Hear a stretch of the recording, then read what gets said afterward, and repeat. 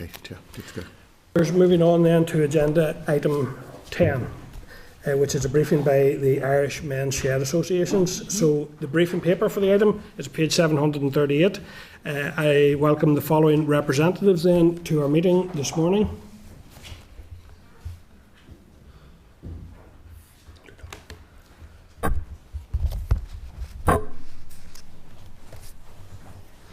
Okay, members, so we are now being joined by Enda Egan, and Enda is CEO of Irish Men's Shed Association, and Ben Nolan, who is Communications Manager with the Irish Men's Shed Association. So Enda, I think it's yourself that will be making some opening remarks. Delighted to see you here. I think we're all very aware of the good work that men's sheds do in particular, and the very unique style of the work that they do. I think I met with some of you at the Long Gallery event you had here previously. And it's obviously that this area is something that this committee has a particular interest in. So many thanks for attending, and please go ahead with your briefing, and we'll come to members then for questions. Thank you. Thank you, Mr. Chairman. And first of all, delighted to have been invited by the Committee on Communities to present here today on behalf of sheds in Northern Ireland. So very pleased to be here. So I suppose just to give an introduction, the Irish Men's Sheds Association is an all-Ireland organisation representing sheds in both the Republic and in Northern Ireland. We have about 62 sheds affiliated to us in Northern Ireland. We estimated there are about a total of 120 sheds in Northern Ireland, some which operate independently, some which would be affiliated to the UK Men's Sheds Association. I suppose Men's Sheds is a grassroots organisation. It's come from the ground up. Originally comes from Australia and into the UK and into Ireland. According to our recent survey, there are an average of 26 members in each shed in Northern Ireland. That works out at about 1,800 men per week attending a shed. And I suppose people often ask the question, what actually happens in a shed? What is a men's shed? And the answer to that is this, in theory it's a social space where men come together. The average age of a man in a shed in Northern Ireland is 62 years of age. In the Republic it's slightly higher at 69. And in there, I suppose, what people very often have the concept that it's very kind of, I suppose, workshop orientated, very maybe woodwork, metalwork orientated, and in some cases that is true. But the most important tool in the shed is the kettle. Men often have all their DeWalt's and their Milwaukee tools and all that kind of stuff, and very often there's long debates about which is the most reliable. But the most important tool in the shed is actually the kettle.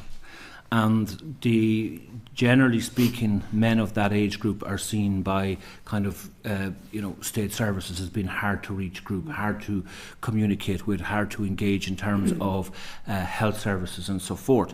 And in the shed, as I said, the kettle is the most important tool. It is about the social aspect. Men are, I suppose, well-known creatures for not necessarily speaking about issues that are necessarily personal to themselves. And what you find is that men don't necessarily talk eye to eye; they talk shoulder to shoulder. That's one of the key strap lines for the Men's Sheds Association. But if you throw an old lawnmower engine up on a bench and you get 3 or 4 lads around it to fix it, 2 or 3 hours later they're talking about things that they don't necessarily talk about, to their spouse or their partner or their doctor, or to people who they should necessarily be speaking to about these issues. So there's something, I suppose, special about the shed environment that is gender specific to men, that allows them a very comfortable space to talk about issues that are pertinent to themselves. Generally speaking, I suppose we find that in the shed, generally you have men who are there as a result of a transition. That transition in their life could be retirement is one of the major issues that brings men into a shed. So on a Friday, a man aged 65 is working in an environment, a company where he has worked maybe all his life, surrounded by loads of colleagues, and on the following Monday morning he's looking out the window and saying, where does life go from here? It also comes in at a point of maybe illness and recovery from an illness, or at a point maybe where a loved one has passed away. You would generally find there is some transition point in a man's life that makes him think about, how do I rebuild my life? What is the main thing that I can do here to maybe rebuild a social network? And that is where the men's shed tends to come into play. It is also worth mentioning very clearly, I suppose, particularly to this committee, that sheds are also major community enablers within our society. It's not just the shed in isolation. You tend to find that the shed allows a load of other community groups to actually do and deliver what it is that they want to do. And that can range from, church organisations to sports groups to youth clubs to older persons groups to organisations like the Best Kept Towns, where in many cases you will find that the park benches that you sit on, the flower boxes that are in the windows of local villages and towns that we go through actually come from the men's shed. In many schools, lots of times sensory gardens and stuff like that have actually been put in by men's sheds. So it's important to kind of get that concept that while what happens in the shed has a huge impact in terms of man's health, in terms of loneliness and so forth, but there is also this huge other added factor, which is the general enablement of other sort of community organisations. And I think that's very important just to mention at this particular point in time. In terms, I suppose, of men's health, the men's sheds offer an alternative sort of effective model for engaging men in their health and well-being. Some of the statistics I know that you'll be very familiar with around this are quite stark. 80% of the 200 plus suicides that take place in Northern Ireland are men. The average expectancy age for a man in Northern Ireland is 7.8 years. For females it's 8.2, so there's a gap there of 3.7. What that tells us is that men tend to die younger. They tend to die younger because they are very vulnerable to some of the main health issues, let it be cancer, let it be heart disease. The incidences among men are higher than there are among women, and the recovery rates unfortunately are less as well. Loneliness is a huge issue. I think we have lots of sort of statistics in Northern Ireland in terms of the individual wellbeing report in Northern Ireland that was 23-24, showing the age groups between 55 and 75, but 18% reported being lonely, and that rose to 23% for the age group over 75 years of age. In the Republic of Ireland, some of the latest studies in Europe shows that the Republic of Ireland is the loneliest country in the European Union. And many of those underlying factors would be quite similar in Northern Ireland. And I suppose the shed, for example, is a great place to go to try and offset and mitigate against the loneliness factors. We very often find when we do outreach in terms of sheds that men who are thinking of joining a shed will come up to you, and loneliness and social isolation are the two main factors that they will speak about, and a yearning, I suppose, to try and do something to bring themselves back into society. A recent encounter I had with a man actually in Northern Ireland, and he was saying to me that when he joined the shed, his first day there was 12 people in the shed with him, and 2 years later he suddenly realises, my God, the shed has brought me in contact with the local school, the local sports club, the local older persons club, the church, and all of a sudden it's not just a shed. There's all these other groups and all these other people that are now in my life that haven't been there before. Our recent Northern Ireland Men's Shed survey reveals to us that 38% of members view mental health and isolation as among the most critical issues that the shed helps to address. And I think that runs in line with the Northern Ireland Commission on Older People's report, which indicates that about 1 in 3 people report loneliness and isolation. So there is a general theme, I suppose, that runs through.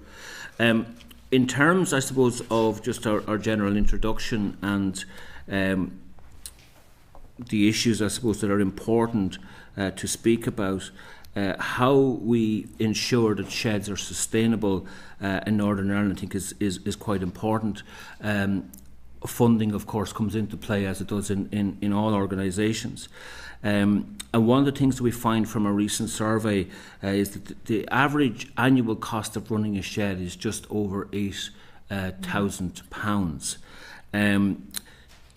About less than £2,000 of that is received on average in grants. Okay, so the remainder gap that's there, the shed struggles to find that shortfall, which generally speaking is around £5,500, and that's made up, generally speaking, again, of maybe local fundraisers or the shed involved in making arts and crafts, or kindling tends to be quite a big product, I suppose, byproduct of sheds, and very often sheds are involved in taking pallets from local shops and places and turning it into kindling. So one of the asks, I suppose, is in terms of overall funding coming into sheds. There is certainly a requirement there to try and put a fund on a steady footing that goes specifically to sheds. There's a similar model in the Republic of Ireland, and that allows the guys who run the shed to ensure that the lights, the insurance and the rent can be paid. So in other words, you can keep the lights on and the door open and the kettle boiled, and that's, I think, a huge message in terms of our message here today, is to how can we look at bringing about that sort of sustainability piece, that you know that you have that coming. Yeah, thank you. And actually, I do want to thank you for what's a very, very clear briefing document that members have there, and it's really useful to have that. And maybe we could come back to your calls for action, but I am also really keen to get to members' questions, and I think you've just led us nicely onto the crucial part of it there, around the sustainability and the funding. I have to say I'm very aware in my own constituency, even as well as having long had an awareness of the good work in terms of my previous role as a social worker, around the very good work, and you set it out brilliantly there, Enda, around those, not only the immediate connections, which are so important and maybe absolutely critical at a given time, but that wider connection, which benefits all of the community, but it benefits, like the school are benefiting from getting the benches and all of that. Young people are benefiting from seeing all of it. So it's really, really fantastic. I know in my own area, Dungannon and Clogher both have fantastic sheds with significant challenges, so obviously that's a lot of that's around funding. Some of it's around awareness and just promotion and that, and there's some actually probably non-financially heavy items that we could be thinking about. But in terms of funding, given the benefits that all of these types of work do in terms of reducing social isolation and loneliness, which we know has significant physical health as well as mental health problems, are there any contributions received here in the north, or indeed from the HSE, in terms of supporting these types of initiatives in Men's Shed, or do you see any potential where they could add some support to the equation? Yes, I think certainly in Northern Ireland, some of the rural groups that fund some of the sheds, certainly with ourselves last year and some other partners, piloted two iterations of a health programme that we have called Sheds for Life, and that was through the County Down Rural Development Network. I hope I'm using the right terminology there. Rural Community Network, yeah.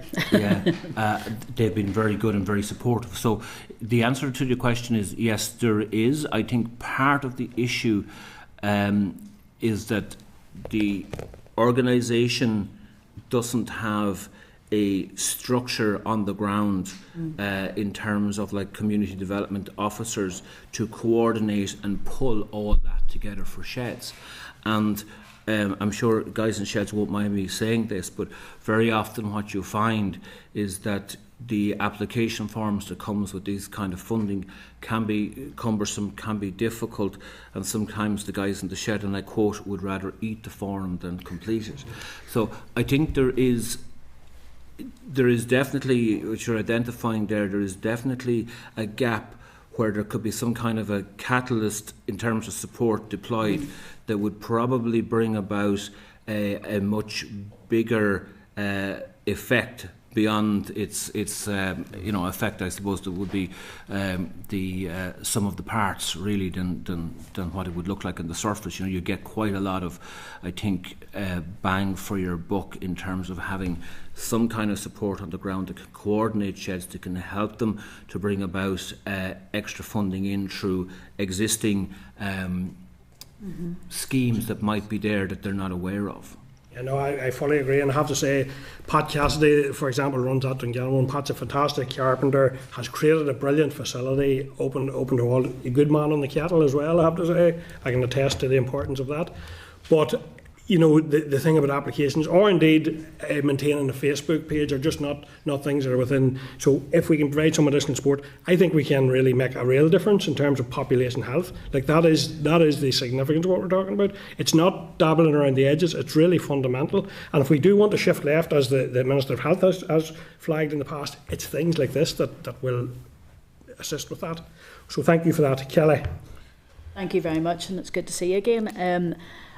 County Down Rural Community Network, I know Nicholas, Sandra and Francis very, very well, and the work that they do is great. But one of the things that I've noticed with men's sheds, and particularly in my area, is that capacity building. So you might have a few guys who are really dedicated and committed, and they're the ones that make the application form. But if they can't do it forever, and the capacity building then isn't there. I'm just sort of thinking of the solutions for this. I know that my local GP surgeries are socially prescribing men to go along to their men's shed to deal with isolation and mental health problems, and it tends to be men who have had to leave work because maybe they've worked in building sites or wherever it has been, and they're just not well enough to be able to do that anymore, but they're socially prescribing the men's shed, but there's no money coming to help the men's shed to deal with it.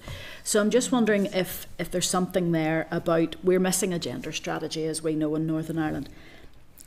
So I'm just wondering if there's something there about a joint fund, the capacity building for the community organisation of the sheds, to enable, as you say, applications for funding.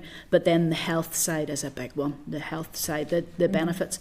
It would be good if there was any research that was available of how the men feel after they've been at a men's shed, the improvements that have been made.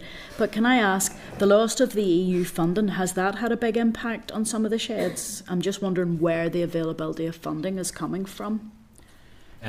It's not something that has been reported to us. I think the bigger issue here is the awareness of what is actually available and how to, I suppose, access that would be the bigger feedback that we get. It's not to say that the EU lack of or loss of EU funding isn't an issue, but certainly the bigger issue is to educate and to depart that knowledge as to where the funding pots are and to how to access. But the key piece is that for men in sheds, they want that support in the shed. You know, ringing up us as an organisation, while that can be a help, what they're really looking for is somebody to come out to them in the shed and help them to make those applications and to put in, you know, the proper kind of statistical information and to present that information in a way that allows that application to be weighted properly in the process of the competitive process of applications. To your point on social prescribing, I would say this point, which is somebody needs to pay for the prescription. That's we see this in loads of other areas, and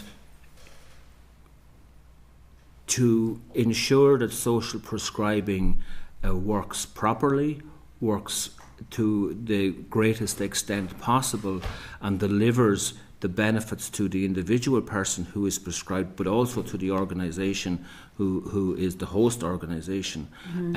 There is a whole plethora of supports, I think, that needs to go in around that. It's not just a matter of getting a person and dropping them over there and saying goodbye and good luck and you know what, we're grand now. Because the sheds would report to us that depending on the supports required by the individual that is socially prescribed, the shed may not have the wherewithal, the knowledge and the supports and the policies and procedures that's required to deal with these circumstances when issues arise. And I think from social prescribing, I think everybody can see the benefits of it. I think everybody absolutely supports it. But in the absence of proper supports coming in around the organisation, and in this case you're talking about maybe a local shed in a local rural community somewhere, have they got the proper supports to be able to, support the individual person when they come in through social prescribing? The answer to that in many cases is no, and the answer to that in many cases is that those organisations or group are left on their own to try and deal with that. Just my conscious of time now, folks. So it's worth saying we did lose sheds due to funding gaps, and I suppose it comes down to that sustainability. When they do lose funding, there isn't another stream to take up and cover the essentials. And quick back of a fag packet calculations: 120 sheds at 3k each is about £360,000. So it's not as if it's the biggest amount of money, but if it was made up to say £500,000 per year, split between a couple of departments that are getting the benefits out of it, there must be a cost-benefit analysis of how much you can actually save. Yes. Primary care GPs and so on. So if there's anything you have on that you can share with us, that would be that social return on investment. That'd be really helpful. Really good idea, Kelly. Thank you. I'm going to Nicola and then Melissa Bryan Morris. Go ahead, Nicola, Deputy Chair, please. Thanks, Chair, and thank you for your presentation here this afternoon. I, like many of the other members of the committee here, I know the very valued work that the Men's Shed brings to our rural communities especially, and I know there's quite a few in my constituency in West Tyrone that do benefit from it. And found out one very recently has just started in Dromore in West Tyrone in the last number of weeks, and it's already been a big success. And that leads me to my question of what kind of supports your association has for small areas or small communities that want to start a men's shed but don't really know where to begin. Have you got any advice or support for them? Absolutely, yeah. We developed in association with the UK Association and the Scottish Association, we developed a toolkit which lays out everything that a men's shed is, everything that it can be, and real practical steps as to your first meeting, the roles of officers, right down to succession. It covers a lot of that. So we have produced a toolkit which is widely available.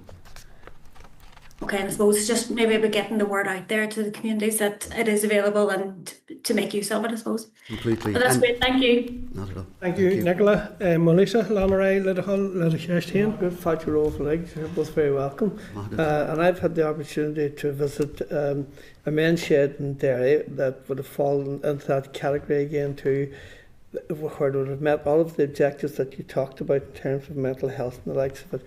And the other men's shed then in my own locality in Castlederg, a rural area in West Tyrone, and I know it comes in under the auspices of the Churchtown Community Association. Their used premises belonging to them, and the founder of the actual men's shed was a fellow David Young, and he played a very, very significant role there in the establishment of it. But initially people would have thought too that the men's shed was all about people acquiring basic skills, we'll say in terms of joinery or whatever. And it's good to hear the way that it can diversify in many respects.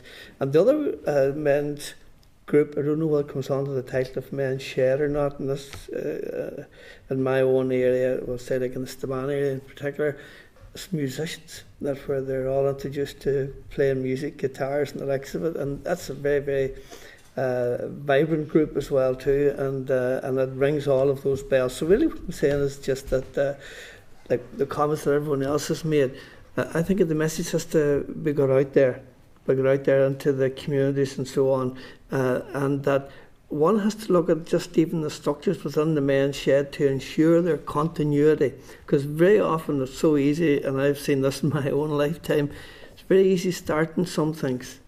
It's much more difficult keeping it going. And in that respect, that's where you do need the structure in there. And hopefully that's what's actually happening at the present time, that those kind of structures are there to ensure that continuity in terms of the personnel who know how to organise and run, and then how to apply and to resource the facility. And the idea of £3,000 per men's shed, I think that's a very modest request as well too. Yeah, we are finding that other clubs are backing into men's sheds. So you might have started a choir, which then becomes a men's shed because it has the same structures and it becomes a place for people to go. There may be other activities as well.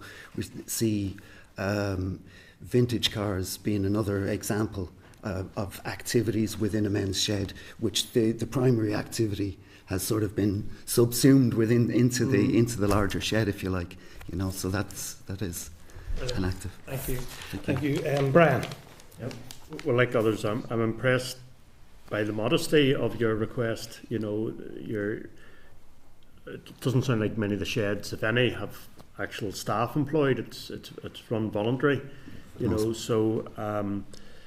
So it's a very modest request, and I imagine a lot of times with funding, you can get funding to do a project, but it's hard to get funding just for your core costs, for your electricity, your insurance, all rent, all the things you've set out. It does. I think it speaks about the difference in the perception of men's needs, in society, and when you think of the number of dedicated women's centres there are, with purpose-built buildings. And men are in sheds, and I think that is a challenge to us, in the perception of men's needs, and how you're addressing that. So two questions very briefly. Does the single-sex issue ever become an issue with getting funding? Because I think there's a strong case for single-sex provision, and you're a positive example of that. And secondly, what sources of funding do you currently have? Is it councils, or is there any DFC funding, given that that's our committee? So in terms of your first question, in terms of the single-sex issue, no, we haven't seen that.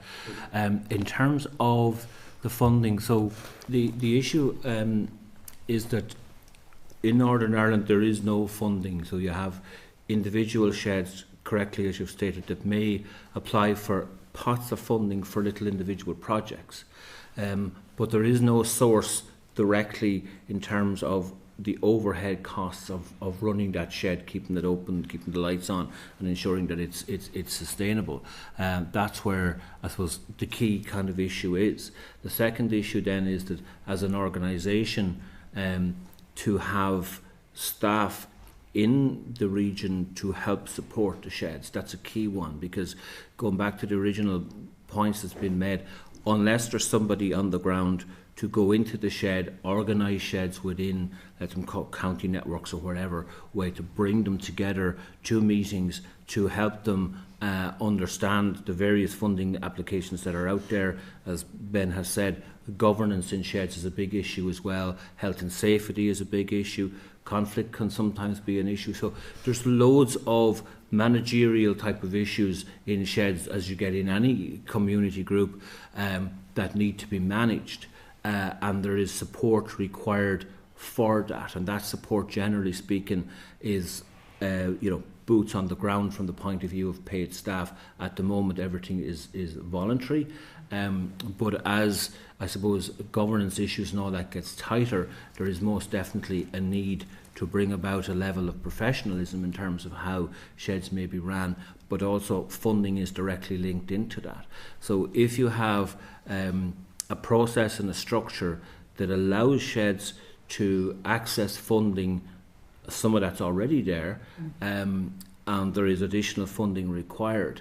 But if you have that structure there that allows all that to happen, you most definitely will have a much more vibrant shed population in Northern Ireland. One of the issues very often is that you have a community that looks at maybe or thinks about setting up a shed, but because of the supports not necessarily being on the ground, they don't actually bring that to fruition. Yeah. And what we're seeing in the county networks in the Republic is that a strong county network will bring sheds together, and new sheds will come within a county that has that strong network. And the sheds indeed they're very supportive of each other. So a strong county network will have sheds visiting each other, materials and machinery being swapped around. So you get they get a real sense of community within that. That's briefly, Chair. You mentioned some affiliate to the UK Association, so I mean that's by choice. Is there some sort of connection still across Northern Ireland? You have some relationships with some the sheds that aren't affiliated with you, or do you just primarily your own ones that are affiliated? Well, we do have connections with the others as well, but primarily it would be the ones that are members. Thank you, Brian. Morris. Thank you very much, Chair. Thanks for your presentation. Well aware of the good work men sheds do. We have got a fantastic one on Coleraine, aligned to the Natural Garden Project, and they do great work over the cornfield in Ballysally, and I'm well aware of what they do and the benefit they bring to the community, not just themselves. But when you ask for £3,000 per shed, most of these sheds are run by volunteers, as you know, and it would be a good idea to have a coordinator to help them set up, maintain and sustain.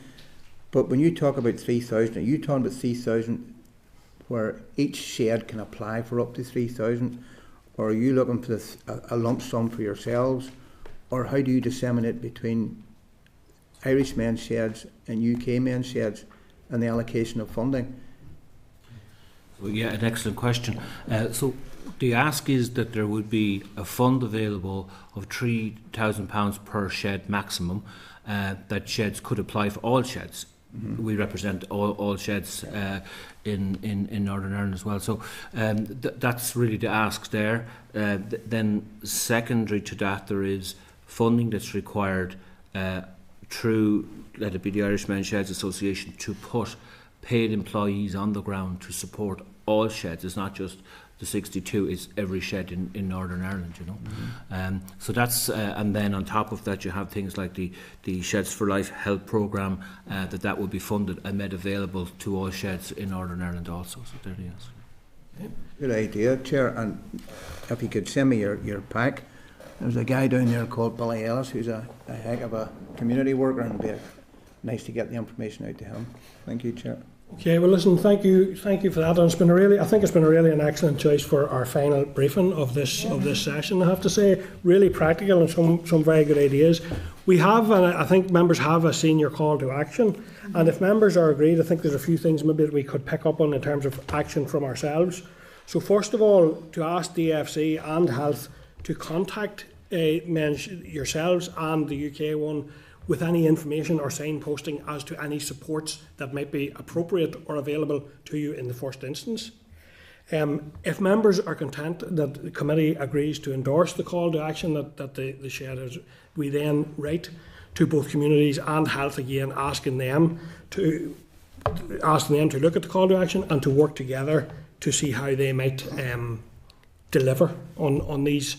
Not, as you have said, Karen, I think others have said, it's not a massive amount of money, but I think it will bring a massive benefit, and I suspect the cost analysis benefit would more than evidence that. So if members are content, I think that's another thing that if members are agreed, we do that. Mm-hmm. And also, I think it would be worthwhile on the issue of socials prescribing alone. I think it's a very important point you made about, it's a very good asset and a very welcome thing that GPs can prescribe, but that must be that can't be just simply pulled out on a voluntary basis all the time, and I know a lot of that goes on.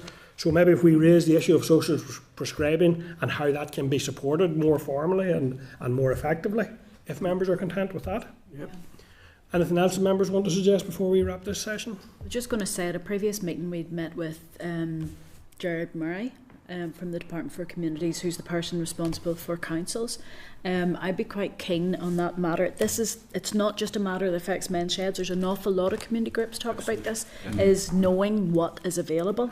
I would be interested through Department for Communities, through Gerard, to ask about that capacity building. Is there allocation within councils for a person or an investment in an organisation that shares out that information locally?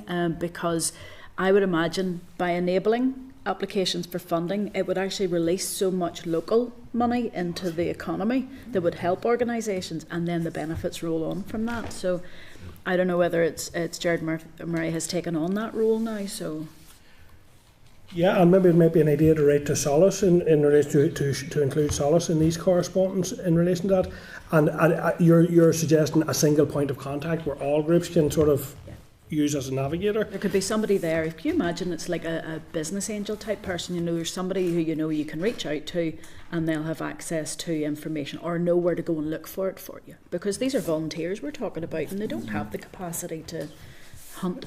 Yeah. I think if that role exists at the present time, I know in the dry settings demand council. I think some councils do. That they do have it, Even navigator as well in Mid-Ulster, but it's worth writing to see can we get a clear picture of what exists, where the gaps are, and can those be filled.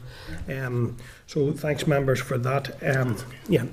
Okay, listen, sorry, very briefly now, Brian. Just briefly, can you just clarify, the Sheds for Life programme, you have a document on that? Yes. Maybe if we could receive that, and you have a costing, and I imagine it could be a variable costing, the more... Each programme is designed by the Sheds who are taking part. So well, if you're happy to share that, it'd be interesting to look at that. Good. Get that in our pack at some stage. Okay, well listen, Gora Mila mai agah bhí sin Aontacht Simul and Aontacht Táhachtach Fosta. So very interesting, very important presentation. Ben and Enda, thank you for taking time to brief us today, and we will action these elements that we have agreed. Thank you. Thank you very much. Thank you, and thanks to the committee, and thanks very much for the actions that you're proposing to take very accurately. Thank you. Thank you. Thank you.